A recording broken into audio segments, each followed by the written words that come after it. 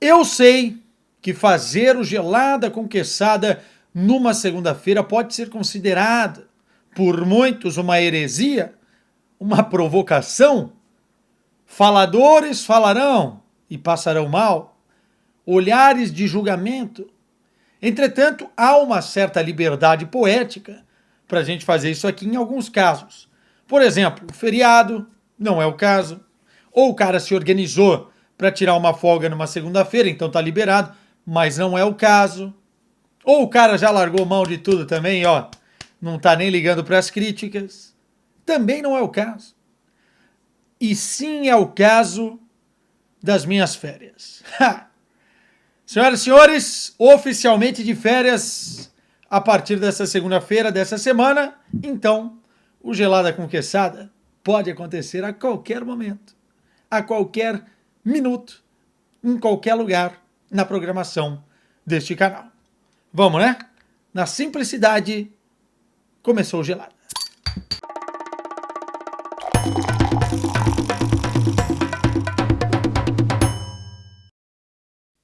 Tintim por tintim, primeiramente e genuinamente explicar para vocês, porque o programa era para ter ido no ar no sábado, mas, para quem me conhece lá nas outras redes sociais, sabe que nesse final de semana a gente comemorou aqui em casa o aniversário do meu filhão, Lucas, fazendo um aninho, brinde ao Lucas. E também rolou o batizado, por isso eu fiquei um pouco off no final de semana, mas jamais eu esqueceria de responder as coisas para vocês. Canalha! Quantas vezes você já não fez isso? Canalha! Não, vou te dizer, ó, brigadão pela quantidade de mensagens. Vamos fazer o gelado excepcionalmente nessa segunda-feira, mas depois voltamos à programação normal e sempre com o apoio da KTO, nossa parceira por aqui, para maiores de 18 anos, para quem tem responsabilidade, uma fezinha com a KTO vai sempre muito bem. Obviamente que no Instagram eu deixo mais dicas por lá quando os jogos estão rolando. Agora no Campeonato Brasileiro com essa pausa dos jogos aqui na Europa, enfim, sempre com a KTO. Bora lá, o Felipe Vida mandou aqui, vem para Zurique, eu estou recebendo, Felipe, uma quantidade enorme de mensagens para eu ir para algum lugar durante essas férias. Mas as minhas férias já estão pagas em 24 vezes sem juros e programada. Cara, a verdade é que eu já fui para a Suíça uma vez. Não foi para fazer jogo. Foi para trabalhar no julgamento de Paolo Guerreiro, quando ele jogava ainda no Flamengo. Teve aquela questão do antidoping. E eu fui no CAS, Tribunal Superior do Esporte. Uma cobertura que demorou um dia inteiro em frente ao tribunal. Mas foi bonito, porque o dia estava bonito. Enfim, a Suíça é muito bonita. Só que, cara, hein? Meu irmão, tem que se programar. Tem que se programar. O Wesley mandou, futebol europeu de férias igual, está tudo liberado para o Quesada, nem tudo. Nem tudo. Nem para mim, nem para todo mundo. Devagar, Wesley, devagar. O Alírio mandou, queijadinha, a lesão do Musiala pode inflacionar o preço do Luiz Dias para o Bayern de Munique? Vamos lá, a primeira série aqui do dia. Cara, o Bayern está no mercado para contratar um ponta esquerda antes mesmo do Musiala se machucar. E por saber que o Bayern é um clube financeiramente capaz de chegar a valores como 80, 100 milhões de euros, o Luiz Dias já estaria inflacionado de qualquer maneira, além de ser um jogador que está na Premier League e tem uma taxa Premier League, né? Ou seja, se você observar as transferências de times da Premier League para a própria Premier League, você vai entender que os preços já são inflacionados. Então, para mim, o Luiz Dias já seria inflacionado, independentemente de qualquer coisa. Com a lesão do Musiala, outros clubes e outras negociações do Bayern inflacionam, como, por exemplo, a do Valtemad, né, que é o jogador lá, o menino do Stuttgart, da seleção da Alemanha Sub-21, acabou de jogar o Europeu Sub-21. Esse sim, o Stuttgart está tentando esticar um pouco a corda, porque sabe que o Bayern está procurando um jogador para jogar naquela posição. Por acaso, esse é centroavante, mas pode jogar atrás do Harry Kane também e fazer uma dobradinha por ali. Outros jogadores podem ter o preço inflacionado, como por exemplo o Xavi Simons. Mas a verdade é que quando a negociação envolve o Bayern de Munique, as coisas estão se inflacionando, até porque eu não estou gostando tanto do trabalho do Max Ebel com essa questão de mercado, né? Muito lento, muita coisa vazada na imprensa, é, e me parece que o Bayern está ficando atrás de outros clubes em termos de contratações. É verdade que na temporada passada ele foi muito bem em algumas, especialmente no Olise, né? Mas nessa temporada está correndo contra o relógio para tentar fechar, até porque o trabalho do Company agora vai ser pautado todo na pré-temporada naquilo que ele tem nas mãos ou não. Então é importante para o Bayern de Munique já começar a entregar os reforços que o time precisa. Neste exato momento, o Bayern de Munique está muito atrás de outros clubes. Mais algumas do Bayern aqui que a galera tá empolgada. Ó, o Garnacho seria uma boa peça para o Bayern de Munique. A Luísa Portilha mandou aqui. Cara, o Garnacho é aquele jogador que tem talento, mas eu não acho que tem o perfil do Bayern de Munique. E sinceramente eu acho que ele precisa provar mais do que aquilo que ele já apresentou, face aquilo que ele acha que ele joga. Eu acho que o Garnacho é aquele cara que foi bajulado muito e cresceu dentro das categorias de base como uma grande promessa e chegou no profissional achando que já era um cara top. Mas ele ainda não ganhou nada, não provou nada, inclusive reclama demais, né? Fala demais, enfim, tem uma personalidade difícil. Eu acho que o Bayern não precisa, pelo perfil dos jogadores que tem lá, de um jogador assim nesse momento. Poderia ser um Sané 2.0, por exemplo. Então não gosto do nome, apesar de talento ter. Precisa baixar um pouco a bola, jogar mais futebol, se provar mais para, enfim, sair do Manchester United e pegar um bonde ainda maior, que no caso é o Bayern de Munique. Não estou falando de tamanho de clube, tá? Estou falando de momento, né? E o momento é muito importante e relevante nisso. O Carlos Santana manda aqui. Boa noite, Arthur. Você acredita que o Bayern vai contratar ou manter, não, vai manter o Harry Kane após a Copa do Mundo? É uma boa pergunta, porque o Kane tem contrato até o meio de 2027. Pela idade do Kane, já acima dos 30 anos, eu não sei se o Bayern de Munique ambiciona receber ainda parte do valor que investiu no Harry Kane ou tornar o Harry Kane aquela peça que vai, enfim, diluir isso até os 35 anos, 36 anos dentro do clube. Eu acho que o Bayern vai tentar renovar, tá? Porque é muito difícil você encontrar um jogador com as características do Kane, um cara que te entrega a quantidade de gols que ele te entrega, 50 gols por temporada. E a questão da liderança, né? Nós estamos falando de um jogador muito pé no chão, muito jogador de grupo, né? Um jogador que dá a cara na derrota, consegue ter a capacidade de fazer o time jogar também mais coletivamente, porque vê uma das estrelas ou a principal estrela do clube jogando coletivamente.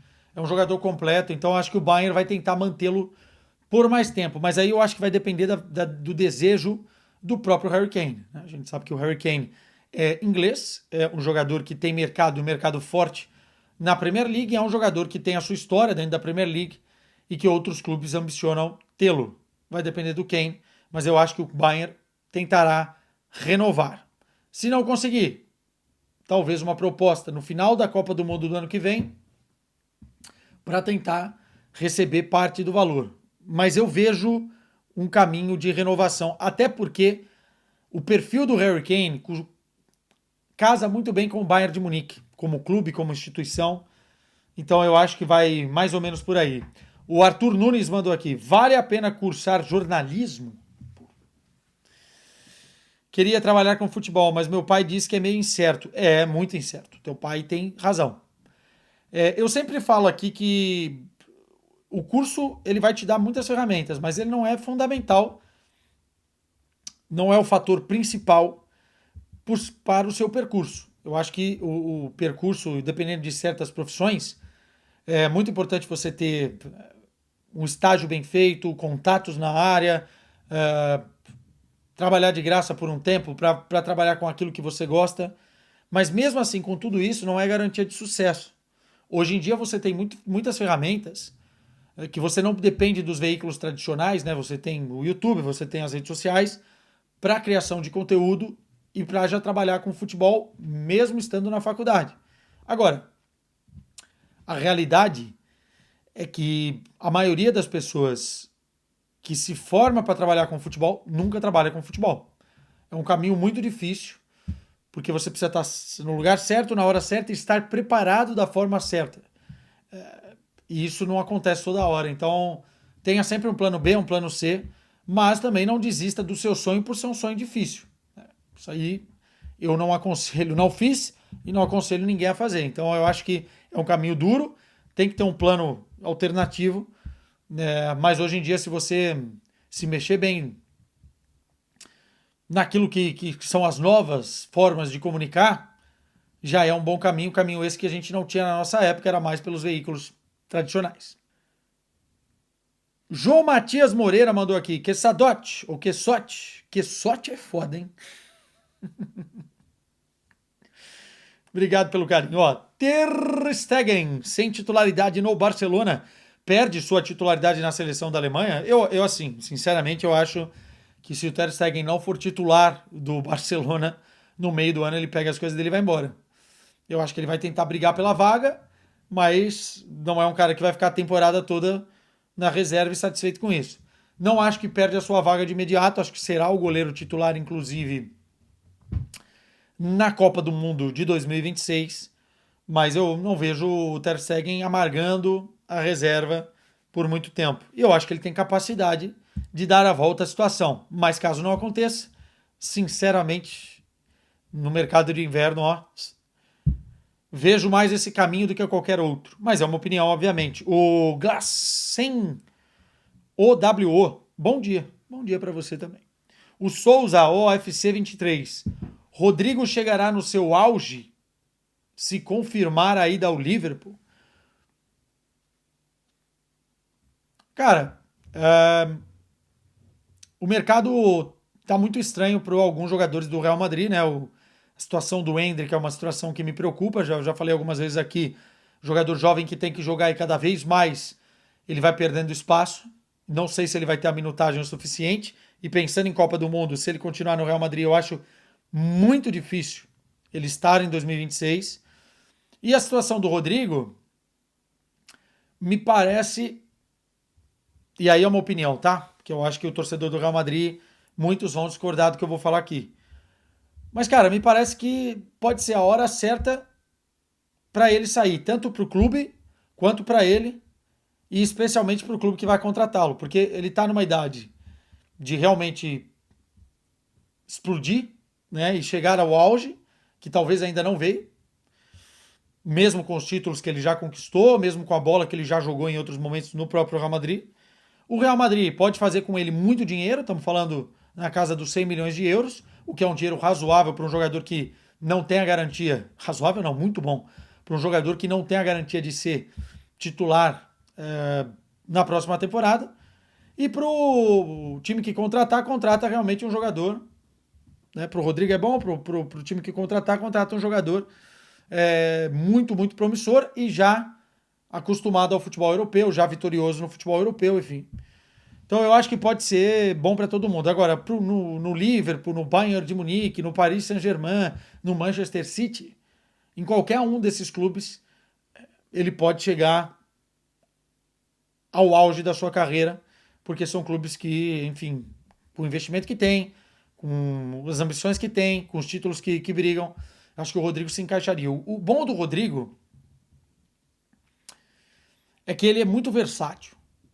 E por mais que a posição dele seja na ponta esquerda, onde ele quer jogar, eu acho que ele abre também, por essa versatilidade, portas em vários clubes, porque ele pode se adaptar jogando como um jogador atrás do número 9, ele pode ser um jogador pela direita, ele pode ser um falso 9. Então ele abre também um leque de opções pro clube que ele for defender as cores. Então, assim, sinceramente, eu acho o Rodrigo um grandíssimo jogador e quem contratar vai se dar muito bem, muito bem. Luiz Aguerim mandou aqui. Com qual jogador de futebol, vivo ou não, tu gostaria de tomar uma gelada? Boa pergunta, hein? Cara, eu acho que o Vampeta quase aconteceu uma vez num barzinho em São Paulo. Acho que o Vampeta é um cara muito engraçado em vários aspectos e nas câmeras ele já é muito engraçado, fora do ar também, ainda mais. Mas acho que com o Doutor Sócrates e com o Zico também, porque o Zico, putz, o Zico eu conheci, né? Trabalhamos juntos em final de Liga dos Campeões e o Zico é um cara espetacular. Mas o Doutor eu gostaria porque o Doutor é um cara muito inteligente, gostava de um negocinho e apesar de ter divergências em algumas opiniões, eu acho que é um cara que via o mundo de uma forma que vai além apenas do futebol. Então eu acho que é interessante, seria interessante tomar uma com ele e ouvir algumas histórias. Grande Dr. Sócrates. A Road Big Dream já provou Danone canadense? O que você acha? Nunca bebi cerveja canadense. Quero beber agora na Copa do Mundo 2026. Ambiciono ir e tentaremos. E ela manda aqui também, ou ele, Road Big Dream, pode ser ele ou ela, né? Quem vai jogar a Série B ano que vem? São Paulo, Corinthians ou Santos? Nenhum dos três. Nenhum dos três. Acho que nenhum dos três. O Corinthians é um time de meio de tabela, vai ganhar um jogo aqui, vai perder um jogo ali, vai ganhar um jogo aqui, um jogo ali. Já vamos falar mais de Corinthians, que eu sei que tem mais perguntas aqui. O São Paulo, acho que com o Crespo e pelo plantel que tem, também não deve cair. Pode passar um risco ou outro em algum momento, mas não deve cair. Inclusive o São Paulo acabou de ganhar do Corinthians, por exemplo. E o Santos, eu acho que talvez é o que corre mais risco se o Neymar, e isso é muito importante, se machucar outra vez ou não estiver disponível, porque aí realmente emocionalmente o time pode cair e também pode ter uma quebra, né? E também a qualidade do Neymar. Eu acho que com o Neymar o time vai parar na Série B. Renan Andrade mandou algumas aqui, hein? Quais os objetivos para a próxima temporada? Quantas novas? Vem quando para o Brasil? Devo ir ao Brasil em janeiro. Primeira quinzena de janeiro. Objetivos: ir ao Brasil, cobrir a Liga dos Campeões e cobrir a 10ª final de Liga dos Campeões consecutiva. Isso é um grande objetivo que eu tenho. Eu quero estar em Budapeste no final dessa temporada. Trabalharemos para isso. E Copa do Mundo 2026. No mais, teremos algumas novidades aqui no canal, algumas coisinhas diferentes, mas ainda em progresso, Renan. Obrigado pela mensagem aqui. Ele manda mais algumas, né? Parabéns pelo brilhante temporada. Qual vai ser a boa das férias? All inclusive. Falei no André, vou pro sul da Espanha, cara. O negócio é o seguinte, se arrumar uma boa promoção, o All Inclusive é sempre legal, porque com 2 filhos, você não precisa fazer nada, não pensar em almoço, não precisa pensar em café da manhã, não pensar em jantar, beira da piscina, prainha, só precisar tomar conta da molecada, pra mim é a melhor opção. Porque, pô, você vai pegar uma viagem aí, mesmo vai ir pro Brasil, podia ir pro Brasil, 12 horas no avião, com 2 crianças, da idade que estão, olha, tem que ser guerreiro. Eu admiro quem faça. É duro, hein? É duro, dureza. O Daniel Bezerra, grande dia, Quesada, sextou, um beijo pra vocês aí. O PH Ribas, qual projeção possível para o Manchester United? Top 10. Já tá bom? Não, não tá bom. Segundo ano do Rubem Amorim, eu espero que o Manchester United consiga brigar pela Liga dos Campeões, pela vaga na Liga dos Campeões. Tudo que for menos que isso, pela potência que o United é e pela questão financeira que o United tem, já não deveria ser comemorado. Então, acho que nesse segundo ano, com uma pré-temporada, com o mercado de verão, a fasquia para o Rubem Amorim tem que subir. Vocês sabem que eu sou um cara que elogio muito o trabalho do Rubem Amorim aqui, mas o segundo ano a cobrança vai ser ainda maior e eu acho que isso parte dele, né? Se a gente ouvir as declarações do próprio Rubem Amorim, o United não é clube para ficar brigando por top 10 de Premier League, pô. Douglas Forest mandou: a mídia de Portugal fala sobre o trabalho de Leonardo Jardim no Cabuloso, no Cruzeiro? Sim. Sim, qualquer treinador que faça sucesso no Brasil, português, obviamente, aqui repercute bastante. Há essa integração, obviamente, depois do Jorge Jesus, tudo que acontece no futebol brasileiro repercute bastante aqui, ainda mais sendo um treinador líder da competição. Eu acho que em breve ele vai treinar algum time em Portugal. Já foi ventilado isso depois do trabalho mais midiático dele no Mônaco. Ainda não se proporcionou, mas em algum momento vai se proporcionar. E o Leonardo Jardim é daqueles que tem muita moral por aqui, tá? Por ser um treinador estudioso, por ser um treinador extremamente capacitado. E eu não tinha dúvidas do trabalho dele no Cruzeiro, mas estou impressionado, estou impactado. Além de ver os jogos do meu time, e aí é mais para sofrer do que para sorrir, eu curto ver alguns clubes no Brasil jogando bem. E o Cruzeiro é um deles. Eu tenho parado para assistir o Cruzeiro. O Cruzeiro é um time de muita intensidade, com uma ideia clara de jogo e todo mundo remando para o mesmo lado, transições muito bem feitas e defensivamente é um time cada vez mais sólido. E tenho gostado muito do Caio Jorge. Aliás, o Caio Jorge, para mim, já merece um olhar diferente dentro de seleção brasileira. A gente sabia do potencial dele, era um jogador que precisava dar esse murro na mesa para conquistar o seu espaço dentro do futebol brasileiro. Isso tem sido feito. Então eu acho que nas próximas convocações é um cara que o Ancelotti precisa olhar. Mas o Cruzeiro tem feito um campeonato muito bom. E viu o jogo agora contra o Fluminense, viu o jogo contra o Juventude. O Cruzeirense tem todo o direito de estar animado. Não ganhou nada ainda, como o próprio Gabigol falou, mas tem todo o direito. O MVP Salles, qual a sua opinião sobre o caso Pedro e Felipe Luiz? Cara, é o seguinte. O Felipe Luiz não é o responsável pela crise. A crise foi feita por quem expôs o Pedro e pelo próprio Pedro. Só que a forma com que o Felipe Luiz falou, eu não falaria. Sim, eu acho que ele coloca o jogador em muita evidência. Ele tentou fazer aquilo para proteger o próprio trabalho e para proteger o grupo e para ver se dava uma chacoalhada no Pedro. Pode ter melhorado algumas coisas, os aspectos, especialmente porque agora estou falando isso em cima do Pedro fazendo um gol que decidiu o clássico contra o Fluminense.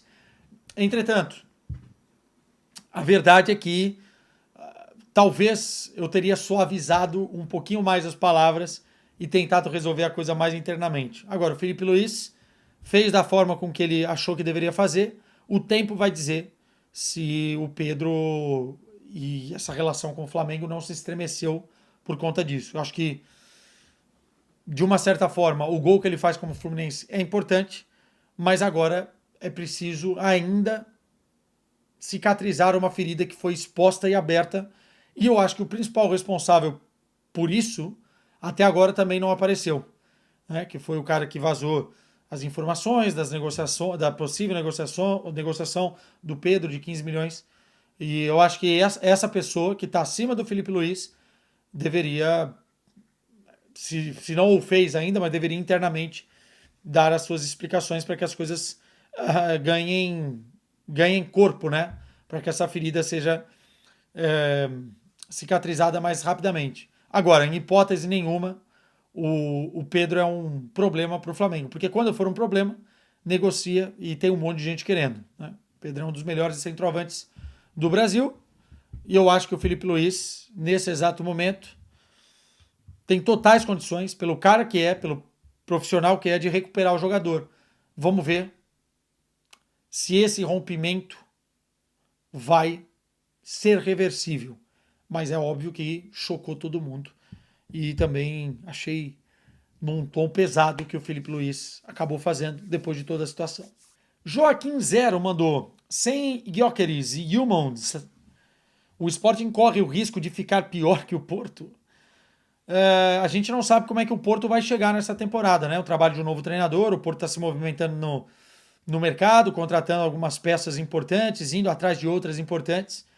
Então eu acho que essa comparação nem cabe. Agora, certamente, olhando para o próprio Sporting, eu acho que o Sporting tem uma tendência clara de sentir a saída dos jogadores. O Yilmaz eu não sei se vai sair, o Gyökeres me parece estar na porta de saída, não vejo ele ficando, mas certamente são pilares da equipe, é muito difícil você conseguir substituir. Eu ficaria muito surpreso se esses dois saíssem, ou mesmo só o Gyökeres, né? se o Sporting continuasse no topo de forma com que o time terminou a temporada passada. Acho que são jogadores fundamentais e o Sporting vai sentir sim uma quebra. Resta saber se o Rui Borges vai ter condições de dar a volta a isso. E também o próprio Sporting, né?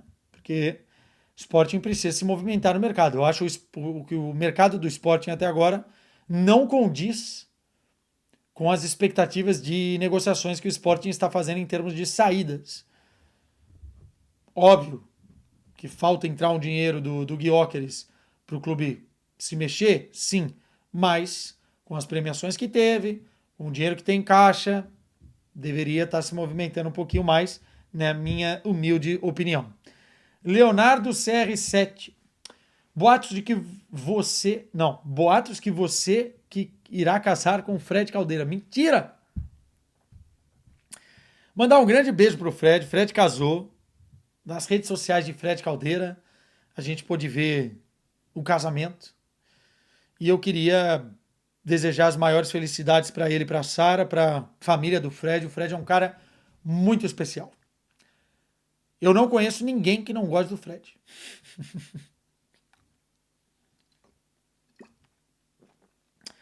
Beijo, Frederico. Agora, vou te dizer, hein? Casou com uma vestimenta. Puta que pariu. Falo mais nada, que senão ele fica chateado comigo. Beijo, lindo. Tem um tema aqui que eu não posso deixar de falar e muita gente me mandou pergunta, ainda não era consumado quando essa galera me mandou pergunta. Ekitike no Liverpool. Agora já é oficial, né? 95 milhões de euros no pacote completo, né? O valor fixo mais os bônus. Caro, hein? Salgado, hein? Mas tem 3 aspectos aqui que eu quero falar sobre o negócio. Primeiro, campo bola. Futebolisticamente, faz sentido o Liverpool contratar um jogador com as características do Ekitike neste momento? Sim. O Ekitike tem 1,90 m, jogador alto, um finalizador, jogador de 23 anos, um jogador que vem de uma temporada muito positiva com a Eintracht Frankfurt, foi um dos protagonistas da equipe, 22 gols, 13 assistências, 2 dígitos, né, nesses quesitos que hoje são extremamente importantes, obviamente, para você contratar um atleta. E em termos de posicionamento, estilo de jogo, casa muito bem, porque o Ekitike, apesar de ser alto, ele não é um centroavante estático, né? Um jogador que se movimenta bastante, tem velocidade, abre espaços para que outros pisem em zonas de finalização, e o Liverpool tem isso de sobra, né? Como o Wirtz, o próprio Mo Salah, o próprio Luiz Dias, se ficar.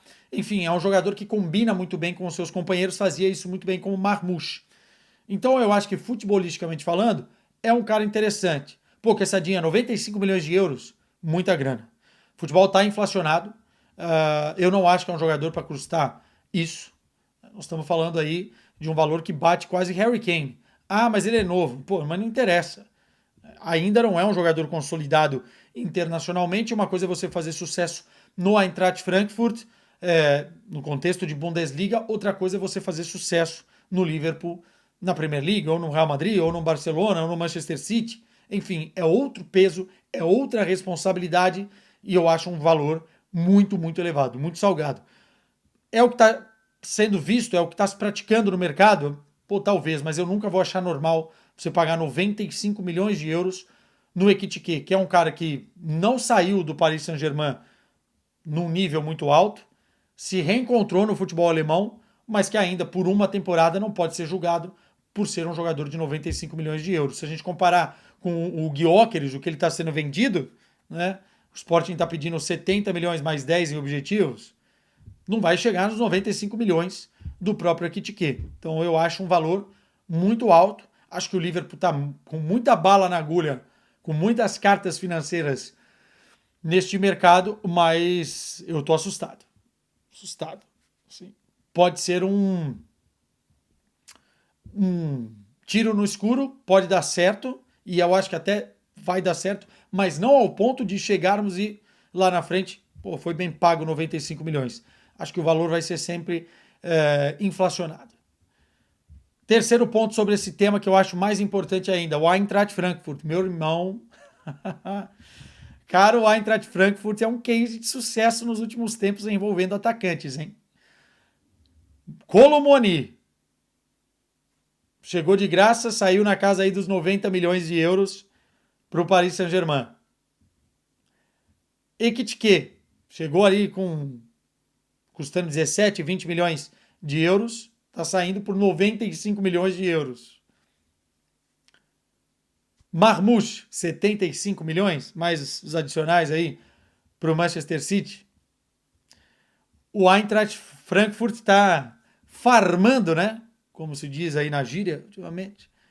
Jogadores potencializando e revendendo por valores absurdos. Algo que o Borussia Dortmund fez muito bem ao longo dos últimos anos, mas me parece que o Eintracht Frankfurt está se tornando esse clube. Isso é muito bom por dois motivos para o Eintracht Frankfurt. Primeiro, para os cofres, e segundo, para os próprios jogadores e empresários, que já vem no Eintracht Frankfurt um time para você colocar lá jogador jovem, com qualidade, porque os caras estão conseguindo fazer bons negócios. É um belo modelo para uma equipe que financeiramente não pode competir com o Bayern de Munique, isso nem de perto, nem muito menos com o Borussia Dortmund, mas nesse momento está sendo um destino que valoriza, uma mina de ouro, né, para empresários e para jogadores, valorizando esses atacantes. Agora, se vale tudo isso ou não, veremos. Eu, por exemplo, achava, dentro desse Eintracht Frankfurt, que fez uma bela temporada, é verdade, que o Marmouche era mais valioso do que o Ekitike. E que os números do Ekitike se inflacionaram muito também por conta de ter o Marmouche do seu lado. Mas isso a gente só vai saber com o tempo. Samuel mandou: olá, Quesadinha, você sabe quando vai terminar a novela Gyökeres, Sporting e Arsenal? Eu não sei, ninguém sabe, muito menos o Gyökeres, muito menos o Arsenal, muito menos o empresário, muito menos o próprio Sporting, e agora tem o Manchester United na parada. Inclusive, eu acho que colocaram o Manchester United, essa informação, para pressionar o Arsenal, porque se o negócio está dependendo de 3 milhões, 4 milhões, 5 milhões de euros, eu, se fosse o Arsenal, e olhando o que aconteceu agora, o Ekitike indo para o Liverpool pelo valor que foi, corria para fechar. Paga 2 milhões e meio de euros a mais. Ah, mas o Arsenal tem nada. Contratou o Madueke por 50, contratou o Zubimendi por 60. Termina logo essa novela, porque o Arteta precisa encaixar o Gyökeres no time. Não é uma receita de bolo que você coloca o ingrediente, joga lá na medida certa e vai dar certo. Não, ainda precisa treinar transições, treinar pressão pós-perda, treinar a pressão saída de bola, encaixar o Gyökeres num sistema com o Odegaard, enfim. Não é uma coisa que você não precisa de uma pré-temporada, pô. Sempre é muito bom você já contar com jogadores que serão fundamentais, e o Gyökeres será o quanto antes. Então eu acho que o Arsenal precisa se mexer aí, hein? O TKXXZZ.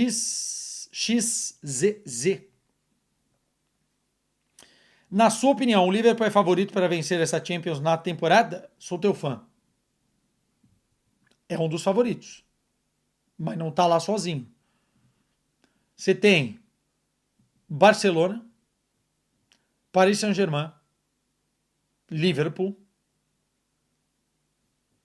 E se o Arsenal contratar o Gyökeres, o Arsenal numa prateleira acima. Quero ver o mercado do Bayern de Munique. Quero ver como é que termina o mercado do Real Madrid, mas acho que o Real Madrid ainda é uma transição de estilo que vai demorar um pouquinho mais de tempo para a gente ver. Mas é sempre o Real Madrid. Mas eu acho que é por aí. O Liverpool está montando um belíssimo time. E eu acho que entra inicialmente nessa prateleira. Depois o desenvolvimento a gente vai ver juntos, né? Mas é por aí. O José mandou: você acha o Rodrigo pronto para o Bayern de Munique? Já falamos sobre isso, sim.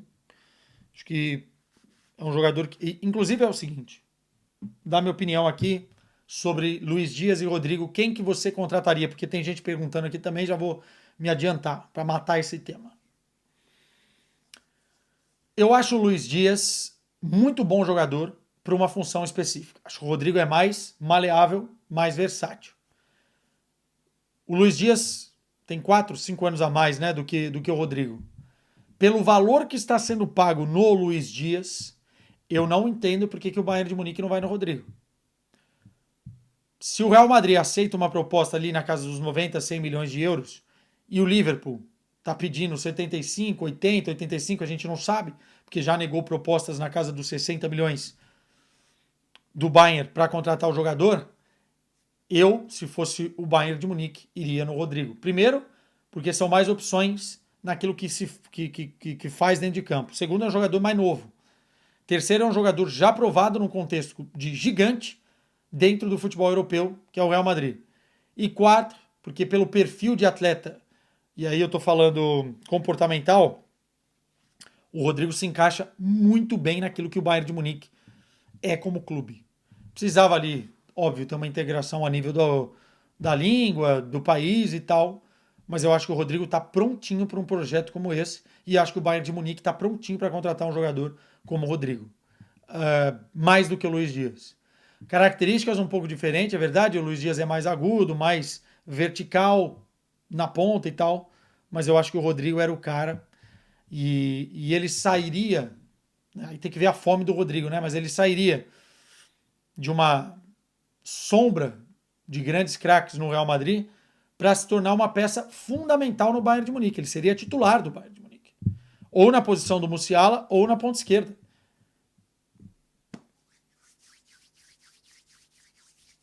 O que vocês acham? Comentários.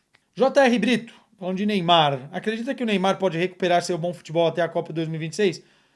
O problema não é o Neymar recuperar o seu bom futebol, porque eu acho que ele nunca perdeu o bom futebol. Né? Em termos de disponibilidade, quando o Neymar esteve bem fisicamente, ele performou.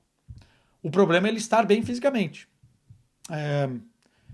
Eu acho que tem a capacidade para isso. Eu acho que a lesão que ele teve é uma lesão que, quando você volta, você tem problemas musculares.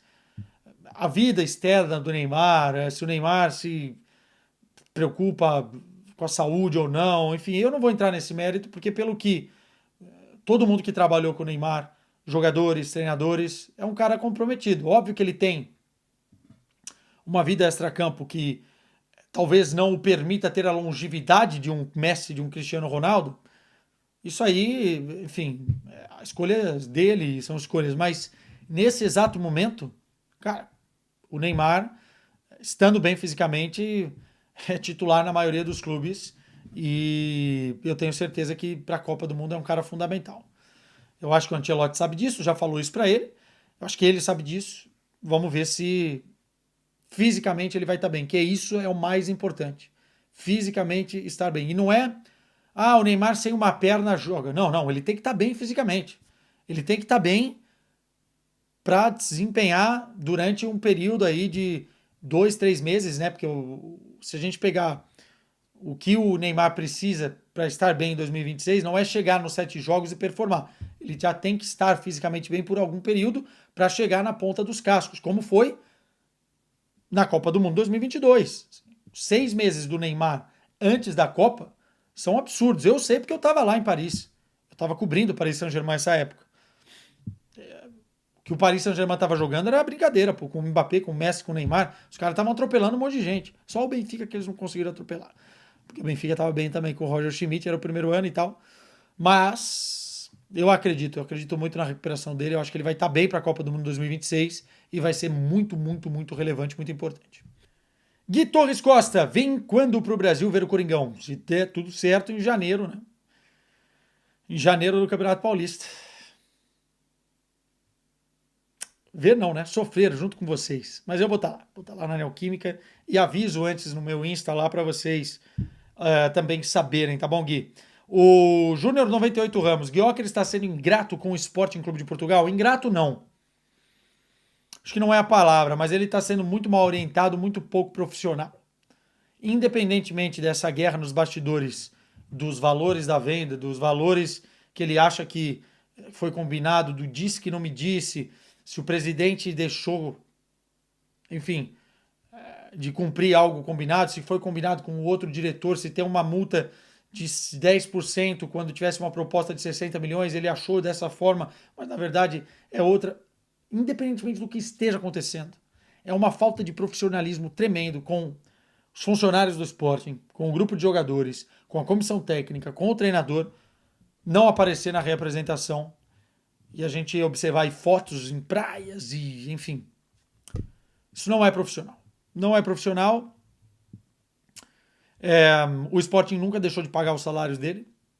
O Sporting nunca deixou de pagar as premiações, ou deixou? Tem que se reapresentar. E até, para a própria transferência, se você for pensar bem, podia ser de bom tom ele se apresentar, ser profissional, até para uma cedência do Varandas. Conhecendo o Varandas como eu conheço, quanto mais o Guiócris e seu empresário fazem isso, pior é. Pior é. Então, acho que passa um pouquinho por aí. Muita gente perguntando aqui sobre Corinthians, né? O Vitor 2204, onde você vê o Corinthians num período de 10 anos, tendo em vista como o clube está sendo gerido? O Godozes manda aqui também pergunta sobre o Corinthians. O Eduardo Tico também mandou perguntas sobre o Corinthians. Cara, muitas perguntas. Obrigado, viu? Vocês maravilhosos. Vamos falar um pouquinho de Corinthians aqui. Vai ter um vídeo no canal em breve falando sobre modelos de SAF, clubes que são cotados na Bolsa de Valores também, modelos híbridos, exemplos daqui do velho continente, porque a galera confunde um pouquinho, tem gente já falando que o Bayern de Munique é SAF. Eu quero botar isso no papel, roteirizar e falar com vocês sobre isso. Mas eu vejo o Corinthians numa situação muito complicada se continuar assim daqui a 10 anos. O Corinthians não tem como pagar a sua dívida sem o investimento externo. E esse investimento sério, comprometido, não vai acontecer enquanto os investidores observarem a situação que ocorre dentro do clube hoje. Esse é o grande X da questão. Não é o potencial financeiro do Corinthians, que é um clube que fatura bilhão sem ganhar absolutamente nada. Não é a dívida, apesar dela ser muito grande e estar na equação, mas não é isso que afasta o investidor, porque face ao que fatura é pagável se tiver um processo estável durante 5 anos. E eu estou pegando 5 anos, pode ser até menos ou pode ser um pouquinho mais. O problema do Corinthians hoje é que o Corinthians é refém de grupos políticos internos que já estão lá há muito tempo e que ninguém confia e ninguém consegue confiar. E que tem negócios obscuros e que utilizam da base e que utilizam de ferramentas do clube para se beneficiar. Como é que você vai confiar no grupo político do Augusto Melo, que na primeira negociação deu problema com a Vaidbet? E que se orgulhava, batia no peito. Nossa, 200 milhões de reais. Maior negociação do futebol brasileiro. A primeira coisa, e que os caras mais se orgulharam, é que deu mais problema. E que ainda está dando um problema danado, gigante. E que deu errado. O outro, grupo político. Nossa, como esses caras são ruins. E vocês não eram ruins? O Corinthians chegou onde está porque vocês foram muito bons. Cada um tem o seu interesse. E parece que os interesses cada vez menos convergem para o interesse do Corinthians. Para limpar o Corinthians desses grupos políticos que já estão lá há muito, muito tempo, a única forma, talvez, seja mesmo virar uma SAF organizada, no sentido de um investidor externo com possibilidades de colocar gente lá dentro para fazer a gestão. Gente séria e honesta, porque aí o cara não vai querer perder dinheiro.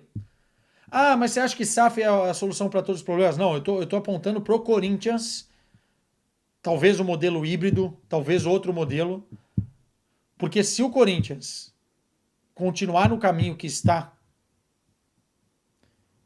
o clube vai em algum momento ter uma quebra tão grande que desportivamente nós vamos parar em Série B, que desportivamente pode ser até pior do que isso. É verdade, cara. Não tem solução quando a gente olha para aquilo que é hoje e para as pessoas que hoje, tanto na oposição, quanto na situação, quanto numa terceira via, numa quarta via, estão dentro do clube há tanto tempo fazendo tão mal ao clube. Cada vez mais eu me convenço que um investidor externo é fundamental. Não para faturar mais, não para quitar a dívida, mas para nos livrarmos desses grupos políticos que hoje chupinham o clube dentro do Parque São Jorge. Vinícius Miranda, mano, Richard Rios no Benfica é uma boa, é uma ótima. É uma ótima. Mas o Palmeiras negociou bem também, hein? 30 milhões de euros. Jesus. Muito bem negociados. E vai ter que ser assim, né? Cada vez pior para os clubes portugueses, porque jogador bom no mercado, você vai ter que pagar isso, 20, 30 milhões de euros, porque mesmo olhando para o mercado do futebol brasileiro, não tem jeito. Acho que o Richard Hughes é um grande jogador. É, taticamente é um cara muito importante, é patrão do meio-campo muitas vezes, tem qualidade de passe, apesar de alguns erros em alguns jogos importantes e tal, né? Às vezes ele cochila ali no meio-campo, mas ele é um cara que é forte fisicamente, é habilidoso, controla os tempos do meio-campo e é um cara que tem um trato refinado com a bola. É um jogador interessantíssimo, além de ser aguerrido. Acho que o Benfica foi muito bem na contratação. Vai ser dono desse meio-campo que precisa, né? Precisa de um cara ali que consiga fazer a função que ele fez tão bem. O Palmeiras foi muito bem na negociação e o Benfica também não deixa escapar um jogador para o Porto, que é também um jogador que tem mais a cara do Porto, né, em termos de personalidade e tal, do que propriamente outros clubes. Mas eu acho que no Benfica ele vai se encaixar muito bem. E o timing também da compra é bom, porque o Benfica precisa, agora vai pegar o Nice na pré-eliminatória, tem Supertaça para disputar, o Benfica precisa correr com as contratações. Gostei demais. E bom para mim também, viu? Tem um jogador que fala português muito bem, agora no Benfica, que se livrou de todos os brasileiros. As entrevistas é ruim. Alex Mack, já podemos considerar a janela do Liverpool a melhor entre os clubes? Sim. Ponto. Até agora, Frimpong, Kerks, Wirtz, Ekitike. Ah, mas gastou muito. Ninguém tá falando de dinheiro, né? Estamos falando de bons jogadores. Muito boa a janela do Liverpool e acho que ainda não parou, hein? Acho que ainda não parou, hein? Ele também pergunta do Wirtz, vai se encaixar bem mesmo. Cara, se o Wirtz não se machucar, torcedor do Liverpool, se prepare, porque vocês vão ter em mãos um cracaço. Os valores são muito altos porque o mercado está assim, mas é um jogador de um trato, um refino especial.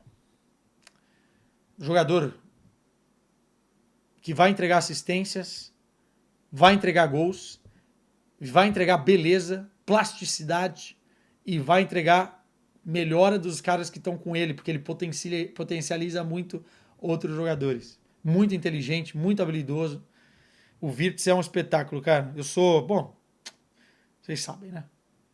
O Adelmo Júnior pergunta: Fala, Quesada, o que você achou do John Arias no Wolverhampton? Muito bom pro Wolverhampton. Muito bom pro John Arias também. Não tão bom assim pro Fluminense. Mas assim, cara, o Fluminense não tinha 100% do jogador. O jogador me parece que tinha aí um acordo, não sei nem se era cláusula, para sair para a Premier League. 27 e 28 anos. Surgiu tarde pro futebol. Ganhou basicamente o que podia no Fluminense. Muito complicado. Quanto que, assim, eu vi muita gente reclamando do valor, mas o valor tá dentro da realidade, cara. Para um jogador dessa idade, face à expectativa e o clube que é na Premier League. Pô, mas o Zenit pagou X pelo Gerson. O Zenit tem que pagar mais, porque não é a vontade do Gerson jogar no Zenit. Sacou? Não é. Para ele convencer o jogador e o clube, ele tem que pagar mais. Agora, se você pega o Arias, pela situação como um todo, o Fluminense botou, acho que foram 11 milhões, né? Me corrija aí, torcedor do Fluminense, se está errado, no bolso, porque o jogador pertencia só 50% para o Fluminense. Para o Arias foi um bom negócio, porque ele vai ainda ter um tempo útil dentro da Premier League. Agora, para o Wolverhampton, pagar o quê? 30, 40 milhões no jogador só porque foi um dos melhores jogadores do Mundial? Não iria pagar. Ó, eu conheço muitos scouters, né? Os caras do departamento de scouting aqui de clubes. Inclusive, tem um português amigo meu que trabalha na Premier League, que me fala o seguinte: o jogador, para os clubes pagarem hoje esses montantes mais altos, precisam chegar na Europa até os 23, 24 anos. No máximo. No máximo. Senão já há uma desconfiança do mercado europeu. Por que ninguém achou esse cara antes? Porque hoje a quantidade de dados que os departamentos têm nas mãos, e por conta do departamento de scouting especialmente e tal, Os caras chegam antes. Ah, pode ser que escapou um e o Arias seja um caso isolado. Sim. Mas a gente tem que ver ainda, porque ele se provou em termos de contexto Brasil, Campeonato Brasileiro e Fluminense. A Premier League tem um ritmo diferente, a Premier League tem uma competitividade diferente, a Premier League tem um clima diferente, a Premier League tem uma língua diferente, um contexto que o jogador precisa se adaptar. Como é que você vai contratar e justificar uma contratação de um jogador já de 28 anos por um valor superior a 20 milhões de euros? Então eu acho que está dentro do esperado. Me perdoem, torcedor do Fluminense, porque eu acho que vocês têm uma relação com o Arias que faz com que esse valor seja pouco. E eu concordo com isso, porque esse valor não vai conseguir comprar outro Arias, né? Não, muito provavelmente não. Mas é um valor totalmente dentro do que se pratica no mercado.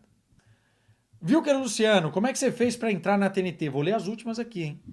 Cara, já contei essa história algumas vezes. A TNT queria porque queria uma equipe aqui depois de comprar os direitos da Liga dos Campeões. Eu fiquei sabendo dessa notícia. Meu pai viu a notícia, me mandou, mexi meus pauzinhos, consegui por meio do André Henning que o meu currículo fosse lá parar, fiz alguns testes e entrei. Mas é aquele negócio, sabe? Tipo, tá no lugar certo, na hora certa, está no Porto, está na Europa, no momento que os caras compram os direitos da Liga dos Campeões, e estar preparado para isso, porque os testes também provaram que eu tinha a mínima condição para entrar. Mas eu agradeço muito a força que o André me deu. O André foi importante, e as pessoas que lá estavam também no momento da minha contratação. Júlia, beijão. Deu tudo certo. Está dando tudo certo, que é mais importante. O Gabriel me pergunta: Renato Paiva no Fortaleza é uma boa? Eu acho uma boa, eu acho ele bom treinador, assim. Só que qualquer treinador que entrar ou entrasse no Fortaleza depois do Vojvoda vai ter que conviver com a sombra de um muito bom trabalho, um trabalho que durou muito tempo, que tinha uma conexão com o torcedor.